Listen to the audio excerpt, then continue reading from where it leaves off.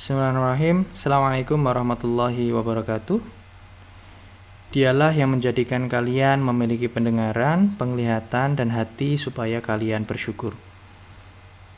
Selamat datang di channel YouTube saya. Dalam video ini kita akan membahas tentang sebuah pertanyaan yang mungkin pernah Anda pikirkan.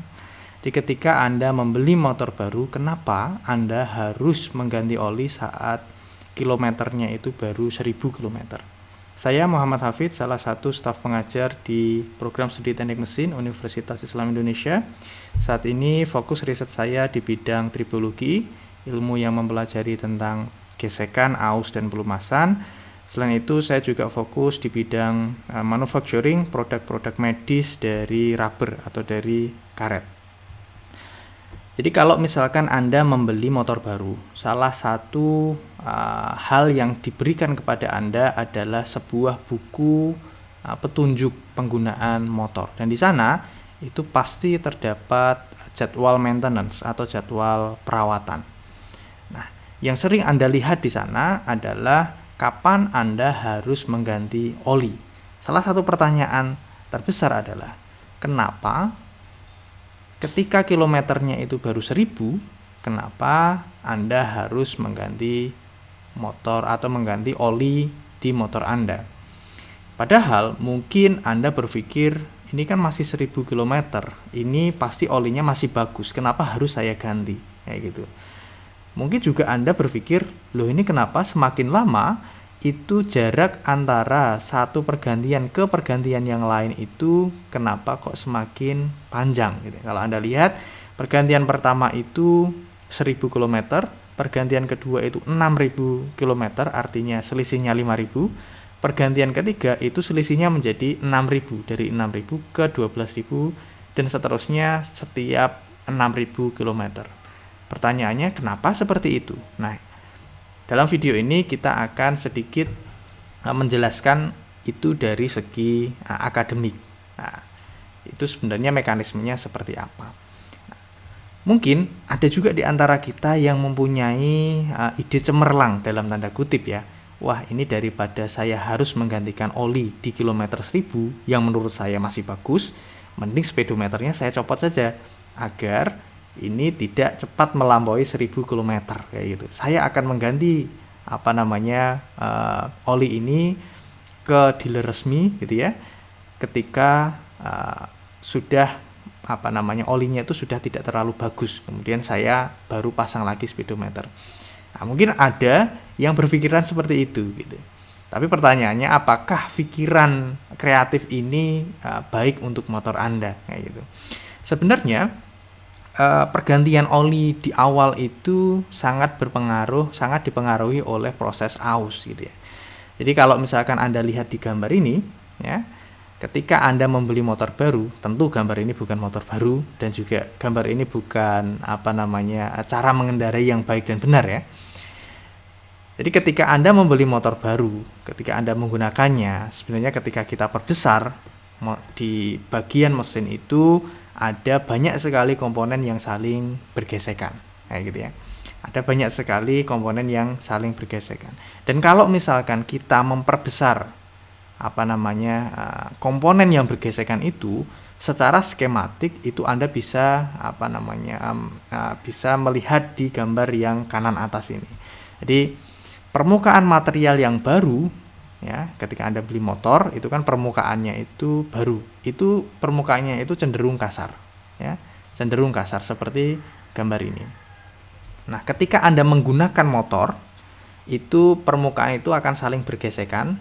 Nah, karena gesekan itu akan menimbulkan yang namanya aus. Aus itu apa? Aus itu adalah proses terlepasnya sebagian material dari komponen kayak gitu. Karena adanya aus ini, lama-lama aus akan menjadi besar, dan karena proses gesekan itu permukaan komponen juga akan menjadi lebih halus kayak gitu. Jadi pada akhirnya itu nanti akan banyak sekali aus atau sisa aus ini ya, atau kita sebut dengan gram ya, atau debris ini di antara dua permukaan. Nah, ini prosesnya dari material yang kasar menjadi material yang halus, tetapi di material halus itu terdapat sisa aus atau terdapat geram. Nah, pergantian oli di kilometer awal itu sebenarnya berkaitan dengan diagram ini. Kalau Anda lihat di sini, ini ada sebuah diagram di mana ada wear di sini, wear atau aus yang mempunyai hubungan dengan time atau dengan waktu Anda menggunakan motor Anda. Kalau Anda lihat di sini ada yang namanya, yang gambar putus-putus itu adalah wear atau aus. Itu di awal itu akan ada wear yang sangat besar.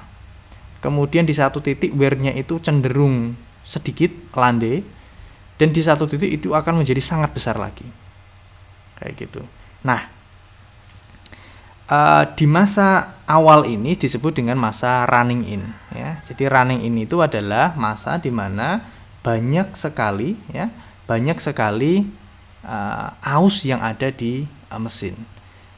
Kalau Anda lihat atau Anda ingat di slide sebelumnya saya memberikan gambaran bahwa akan ada geram itu yang seperti ini di antara dua permukaan, ya, di antara dua permukaan. Nah, proses penggunaan awal motor baru atau kita sering menyebutnya inrayen, ya, ngerayen motor gitu ya. Itu akan banyak sekali proses aus yang ada di dalam mesin. Jadi di dalam mesin itu akan ada banyak gramnya, ya. Akan banyak gramnya. Jadi proses inrayen itu kalau kita lihat di grafik ini itu ada di fase running in ini, ya. Ada di fase running in ini. Nah, saat kilometer 1000 itu walaupun olinya itu masih bagus, tetapi banyak sekali gram yang ada di oli, kayak gitu. Karena itu masih dalam fase running in. Walaupun kita merasa ini olinya ini warnanya masih bagus gitu. Tapi sebenarnya kalau misalkan kita lihat dengan pembesaran, di dalam oli itu banyak sekali gram. Nah, gram itu akan menjadi yang namanya third body, ya. Jadi material ketiga di antara dua permukaan. Nah, itu tidak baik untuk mesin Anda. Kenapa? Karena itu akan bisa menimbulkan scratch atau menimbulkan goresan dalam mesin Anda. Ibaratnya itu kotor gitu. Olinya itu kotor walaupun masih bagus. Nah, makanya ketika 1000 km itu memang olinya harus diganti. Bukan karena kualitas olinya itu menjadi jelek, tetapi karena olinya itu kotor, banyak sekali gramnya, banyak sekali debrisnya. Dan juga tidak menutup kemungkinan ketika Anda beli motor baru, di dalam mesin itu masih ada sisa-sisa kotoran walaupun sedikit dari proses produksi. Nah, itu kan sekalian untuk mencuci mesin Anda ketika 1000 kemudian dibuang, kayak gitu. Nah, kalau Anda lihat di kurva ini juga semakin lama itu aus akan semakin mengecil, ya. Ini ya, di proses steady state ini namanya, ya. Ini dia ausnya itu semakin mengecil. Ketika ausnya itu semakin mengecil, itu disebabkan apa? Itu disebabkan karena kita tadi sudah membuang ini, ya, gram-gramnya itu kita sudah membuang di kilometer 1000 dan permukaannya itu sudah menjadi halus. Ketika permukaannya sudah menjadi halus, maka wear atau ausnya itu juga semakin mengecil. Oleh karenanya, kalau sudah ada di fase steady state ini, maka penggunaan atau pergantian oli itu bisa dilakukan dengan jarak rentang yang lebih lama. Kalau tadi di kasus digambar di slide yang kedua tadi setiap 6000 km. Kayak itu. Kenapa? Karena itu sudah ada di fase steady state. Nah, dari keterangan ini Anda bisa membayangkan kenapa Anda harus mengganti oli di saat kilometernya masih 1000 km. Jadi, jangan sampai Anda telat untuk mengganti oli karena itu untuk kepentingan Anda sendiri, untuk membuat motor Anda lebih awet. Itu sedikit penjelasan dari saya. Semoga bermanfaat. Kurang lebihnya mohon maaf. Wassalamualaikum warahmatullahi wabarakatuh.